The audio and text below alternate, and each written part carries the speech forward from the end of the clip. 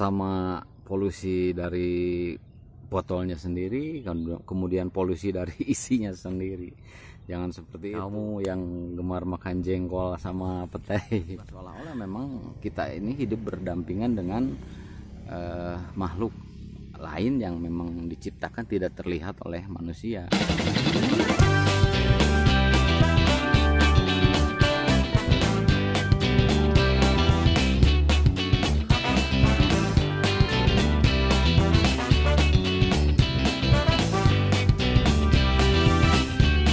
Assalamualaikum warahmatullahi wabarakatuh.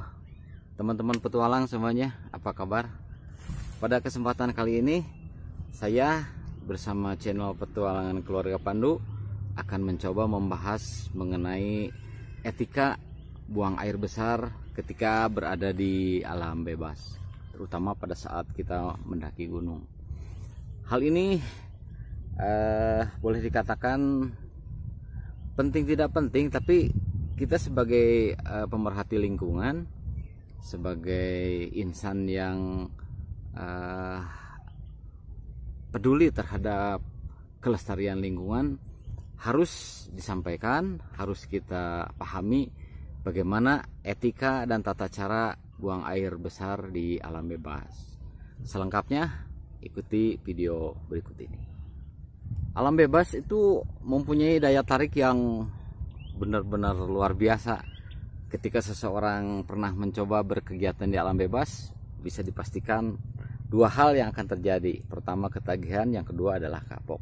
Nah, yang ketagihan itu akan berulang-ulang melakukan kegiatan di alam bebas. Nah, pada saat berkegiatan di alam bebas, sering kita abaikan kebutuhan biologis tubuh kita, ya, yaitu BAB. Nah, di sini apabila memang sudah kebelet, sudah mules-mules, itu tetap harus dikeluarkan. Enggak ada bahasa ditunda ntar sampai turun di base camp baru BAB. Itu jangan, ya, karena dampaknya kurang baik untuk tubuh kita. Yang paling terasa kalau kita sedang menahan BAB, mules, itu yang pasti itu lutut akan terasa lemas, ya. Tapi ada baiknya kalau kita akan melakukan kegiatan di alam bebas itu perlu kita hindari hal-hal yang bisa memacu tubuh kita untuk mengeluarkan kotoran. Salah satunya adalah pola makan. Kalau ke gunung itu selektif, cari makanan yang tidak memicu intensitas tubuh kita BAB, ya. Contohnya adalah serat yang tinggi, buah-buahan misalnya, itu kan memacu tubuh kita untuk mengeluarkan sisa makanan lebih cepat. Kalau dalam kondisi normal itu bagus, tapi kalau ketika berada di alam bebas itu ya kurang baik. Pertama, karena untuk membersihkannya itu susah, ya. Tetap akan ada terasa tidak nyaman membersihkan diri dengan tisu, atau kalau memang ada air, kalau ke gunung kan pasti airnya terbatas, tidak nyaman. Kemudian yang kedua adalah tata caranya. Kita harus memperhatikan caranya seperti apa yang nyaman buat kita, aman buat lingkungan. Kita simak tips yang pertama. Cara BAB di alam bebas itu yang paling umum adalah pertama harus menggali lubang. Menggali lubang secukupnya, nggak usah segede sumur, ya. Diameter 10 cm lah pokoknya, kira-kira muat untuk pup atau feses kita, ya. Dalamnya minimal itu sekitar 25 cm. Mengapa seperti itu? Pertama karena feses itu kotor, ya. Banyak mengandung kuman, ada kandungan bakterinya juga. Jadi ditanam harus lebih dalam supaya tidak dibongkar oleh binatang. Memang ada, ya, binatang-binatang alam bebas yang merasa excited kalau mencium bau kotoran manusia. Jadi mereka bisa menggali dan otomatis kan pup kita jadi tersebar begitu saja.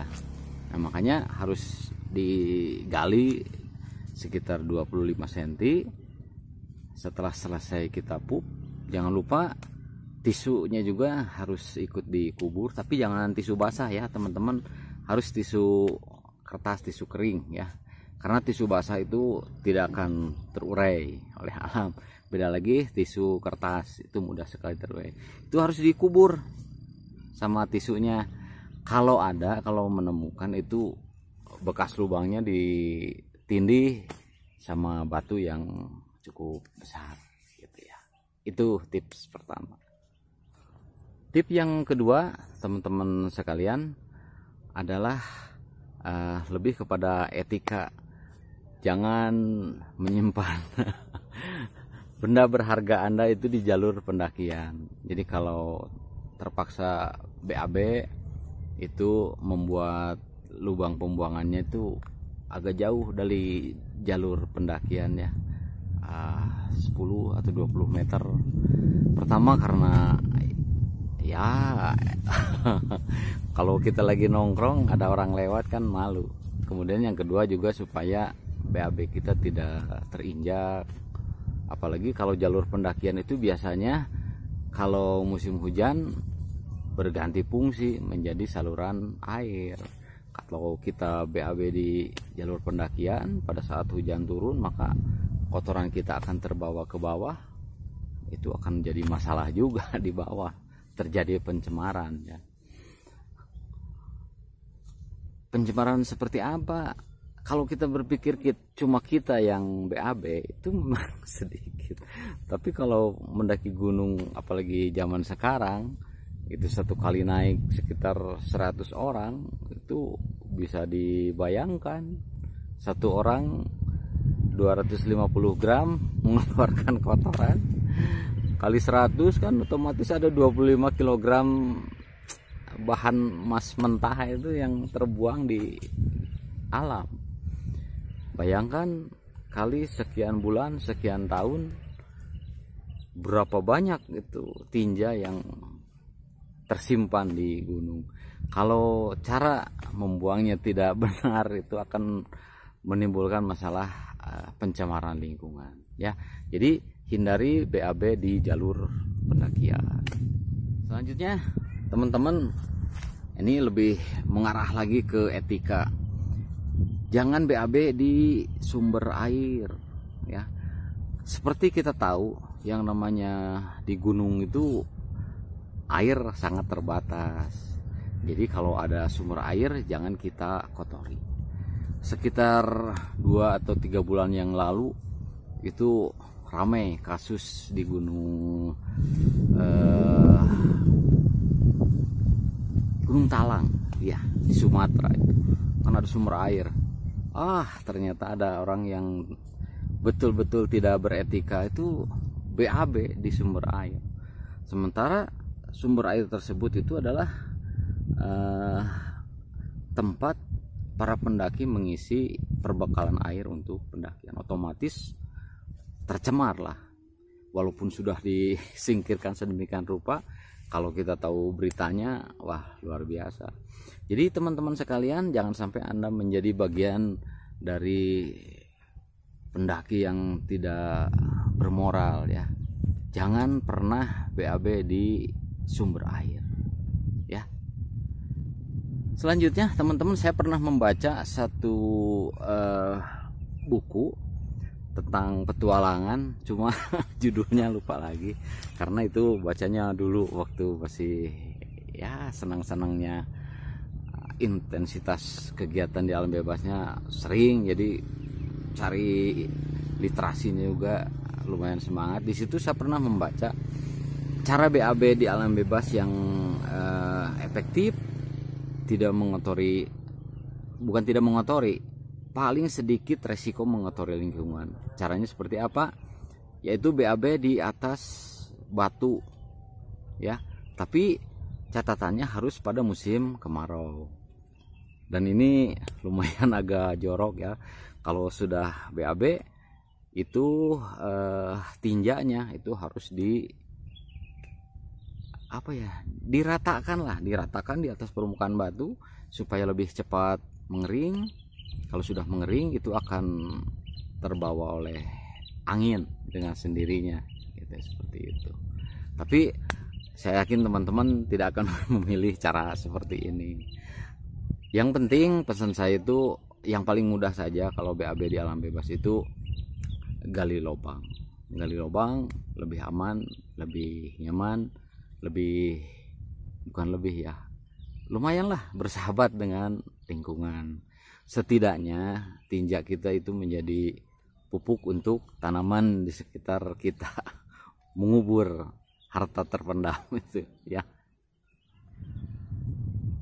Hal penting lainnya yang perlu saya sampaikan di sini, jangan BAB di sekitar lokasi TC atau transit camp ya. Jangan alasan takut ke beol di samping tenda itu, waduh, jangan sampai terjadi seperti itu ya teman-teman, karena nanti ada orang lain yang menggunakan lahan transit camp itu sendiri. Kalau kita menyimpan ranjau, bagaimana kalau keinjak? Berpikirnya jangan biarin orang lain ini. Coba kalau yang kena apes itu Anda pas duduk, ternyata ada sesuatu yang empuk, atau pas lagi tendanya sudah berdiri, pas masuk ke dalam ada tercium aroma yang aneh-aneh gitu kan. Coba berpikirnya seperti itu, jangan berpikir orang lain yang mendapatkan getahnya, tapi coba berpikir andai kata kita yang kena seperti itu, seperti apa. Makanya kita harus tertib. Transit camp itu kan nggak begitu luas ya, jadi kita bisa nyari tempat yang agak jauh ya, seperti di awal saya bilang tadi ya, sekitar 10 atau 20 meter dari lokasi baru bisa membuat lubang untuk kita BAB ya. Itu teman-teman, sekali lagi transit camp itu harus steril dari bau-bauan ya. Selanjutnya teman-teman, jangan sekali-kali BAB atau pipis ya, buang air kecil ke dalam botol itu, jangan pernah lah, jangan pernah. Itu akan sangat, pertama polusi dari botolnya sendiri, kemudian polusi dari isinya sendiri. Jangan seperti itu. Coba bayangkan teman-teman, air kencing yang baru beberapa menit dikeluarkan aja, kalau kita tidak siram itu baunya luar biasa. Apalagi kamu yang gemar makan jengkol sama petai. Ini kencing di dalam botol dibiarkan berserakan di alam bebas. Meskipun ada satu yang saya tahu itu ada satu gunung di mana salah satu larangannya itu tidak boleh kencing langsung ke tanah. Tapi kita berpikirnya lebih ke rasional, mana yang lebih menguntungkan untuk lingkungan. Jadi kalau masalah kita harus tidak boleh kencing ke alam bebas, terus kemana lagi kita ya? Yang penting kita beradab lah ketika kita ingin kencing atau ketika kita ingin buang air besar. Berbicara lah, ngobrol lah, bukan seolah-olah memang kita ini hidup berdampingan dengan makhluk lain yang memang diciptakan tidak terlihat oleh manusia. Jadi pamit lah, mohon maaf nih mau kencing gitu, minggir awas kena kencing, awas minggir nih mau beol ya, seperti itu. Tapi jangan bercanda ya, kita niatnya memang menghargai eksistensi mereka, seperti itu ya. Untuk tambahan, teman-teman yang ingin bertualang ke alam bebas, terutama yang ingin mendaki gunung, usahakan membawa alat yang bisa kita gunakan untuk menggali tanah ya. Sekarang banyak loh di online shop apa di kantor-kantor outdoor equipment itu banyak menjual scope ya, scope yang bisa berubah fungsi, bisa menjadi cangkul kecil juga, itu fungsinya adalah untuk membuat lubang untuk kita menyimpan benda kenangan dari dalam tubuh kita. Jadi sempatkan, karena itu tidak berat. Daripada kamu bawa boneka atau bawa semangka yang gede, lebih baik bawa alat yang bermanfaat untuk kelestarian lingkungan. Teman-teman petualang sekalian yang saya hormati, mudah-mudahan apa yang saya sampaikan pada kesempatan kali ini bisa bermanfaat, ada gunanya, bisa dijadikan referensi berkegiatan di alam bebas. Bukan bermaksud menggurui, tapi ini hanya sekedar sharing saja, bahwa kelestarian alam itu tidak tercipta begitu saja, tapi harus kita usahakan, kita ikhtiarkan supaya terjaga kelestariannya. Selamat bertualang secara aman, tertib, dan nyaman. Terima kasih sudah menonton. Assalamualaikum warahmatullahi wabarakatuh.